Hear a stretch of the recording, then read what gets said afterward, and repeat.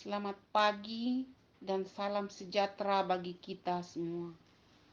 Puji Tuhan, kita akan bertemu kembali dalam Renungan Harian Toraya edisi Sabtu tanggal 9 September 2023. Firman yang kita akan baca dan renungkan pada pagi ini terambil dari Matius pasalnya yang ke-21 ayatnya yang ke-18 sampai 22. Sebelum membaca dan merenungkan firman ini, kita sama-sama berdoa, meminta tuntunan Tuhan melalui Roh-Nya yang kudus. Kita berdoa.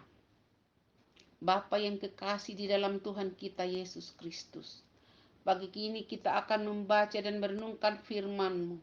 Tetapi terlebih dahulu kami memohon tuntunan-Mu agar kami diberi hikmat dan pengertian akan firman-Mu ini, sehingga kami dapat menerima dan memahami akan arti firman-Mu. Kami juga sungguh berharap agar Bapa di surga menanamkan firman-Mu ini dalam hati dan pikiran kami setiap saat, sehingga firman-Mu itu selalu mengambil tempat di dalam hati dan pikiran kami sebagai bekal buat kami menjalankan semua aktivitas kami pada pagi hari hingga malam ini. Terima kasih Bapa atas segala kasih dan anugerah-Mu kepada kami semua melalui anak-Mu Tuhan Yesus Kristus. Kami mengucap syukur dan berterima kasih. Amin. Bacaan firman Tuhan yaitu Matius 21 ayatnya ke-18 sampai 22. Lembaga Alkitab memberi judul Yesus mengutuk pohon ara. Firman Tuhan demikian. Pada pagi hari, dalam perjalanannya kembali ke kota, Yesus merasa lapar. Dekat jalan ia melihat pohon ara lalu pergi ke situ. Tapi ia tidak mendapat apa-apa. Pohon itu mendapat apa-apa dari pohon itu selain daun-daun saja. Katanya kepada pohon itu, engkau tidak akan berbuah lagi selama-lamanya. Dan seketika itu juga keringlah pohon ara itu. Melihat kejadian itu, tercenganglah murid-muridnya, lalu berkata, bagaimana mungkin pohon ara itu sekonyong-konyong menjadi kering? Yesus menjawab mereka, aku berkata kepadamu sesungguhnya jika kamu percaya satu dan tidak bimbang, kamu bukan saja akan dapat berbuat apa yang kuperbuat dengan pohon ara itu, tapi juga jikalau kamu berkata kepada gunung ini, beranjaklah dan tercampaklah ke dalam laut, hal itu akan terjadi. Dan apa saja yang kamu minta dan doa dengan penuh kepercayaan, kamu akan menerimanya. Amin. Judul renungan kita yaitu Jika Engkau Percaya.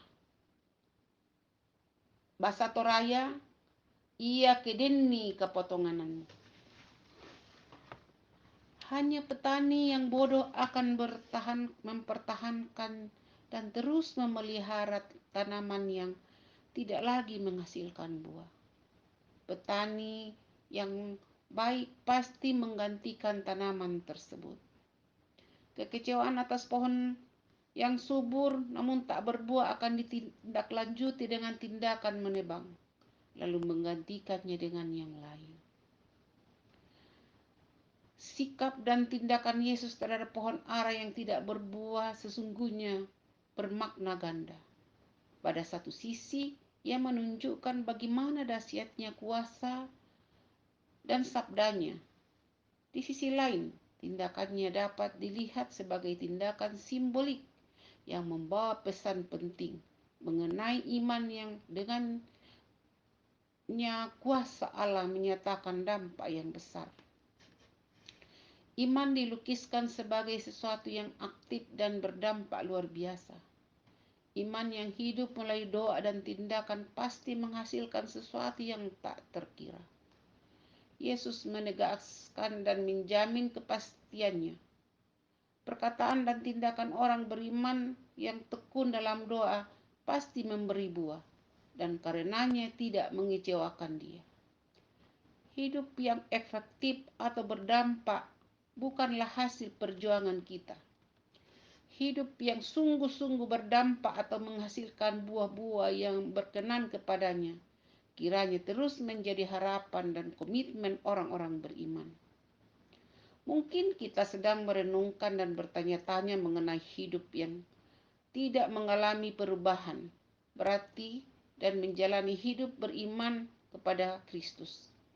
Tetapi sebelum merasakan arti dan dampaknya, berkacalah dan tanyalah diri sendiri, sejauh mana iman kita sungguh hidup atau aktif di dalam doa dan kerja yang bersungguh-sungguh.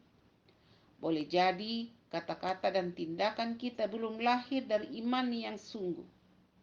Jika kamu sungguh percaya sesuatu pasti terjadi. Amin.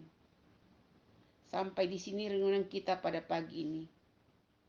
Bapak yang Ibu yang kekasih dalam Tuhan, sebelum berpisah kita berdoa bersama-sama.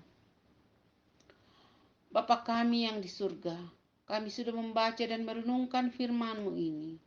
Biarlah firman ini selalu hadir dalam hati dan pikiran kami, sehingga kami dapat melakukan semua aktivitas kami dengan kasih dan penyertaan-Mu. Peliharakan kehidupan kami, Bapa. Sertai kami dan lindungi kami sepanjang hari ini. Dalam nama Bapa, Putra, dan Roh Kudus, kami datang berdoa dan mengucap syukur. Amin. Shalom, selamat beraktivitas. Tuhan memberkati.